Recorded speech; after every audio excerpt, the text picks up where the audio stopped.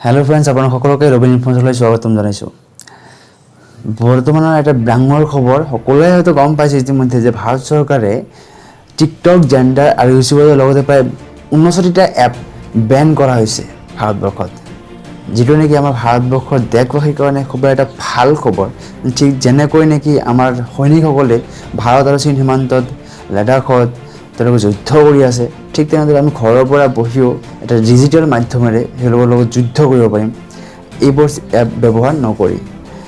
কিন্তু ইতিমধ্যে কথা হ'ল যে যিসকলৰ মোবাইলত এইবোৰ এপ আগৰ পৰা ইনষ্টল আছিল তেওঁলোকে এতিয়ালৈকে এইবোৰ এপ ব্যৱহাৰ কৰি থাকিব পাৰিব, কিন্তু তেওঁলোকে সেই এপসমূহ আপডেট কৰিব নোৱাৰিব আৰু প্লে ষ্ট'ৰৰ পৰা সেইবোৰ বৰ্তমান নাইকিয়া কৰি ৰিমুভ কৰি দিয়া হৈছে।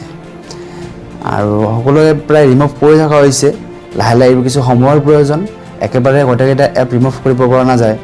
ঠিক যেনেকৈ ইউটিউবৰটো বৰ্তমানৰ প্লে ষ্ট'ৰত পোৱা যায় আছে আৰু এইটো ইনষ্টলো হৈ আছে, কিন্তু লাহে লাহে ইউটিউবৰটো এই প্লে ষ্ট'ৰৰ পৰা ৰিমুভ কৰি দিয়া হ'ব।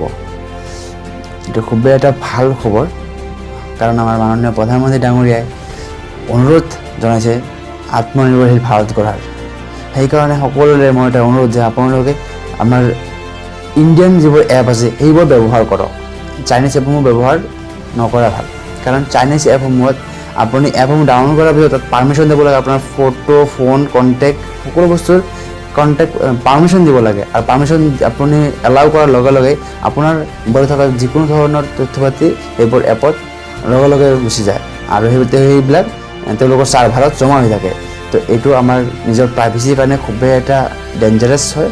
তো এইবোৰ এপ ব্যৱহাৰ নকৰে ভাল, আমাৰ ইণ্ডিয়ান এপ ব্যৱহাৰ কৰক। আপোনাৰ পৰা যিটো ৰেভিনিউ পাব এপে সেইটো আমাৰ ইণ্ডিয়াৰে হ'ব। তো চৰকাৰে লোৱা এই পদক্ষেপক সকলোৱে আদৰণি জনাইছে।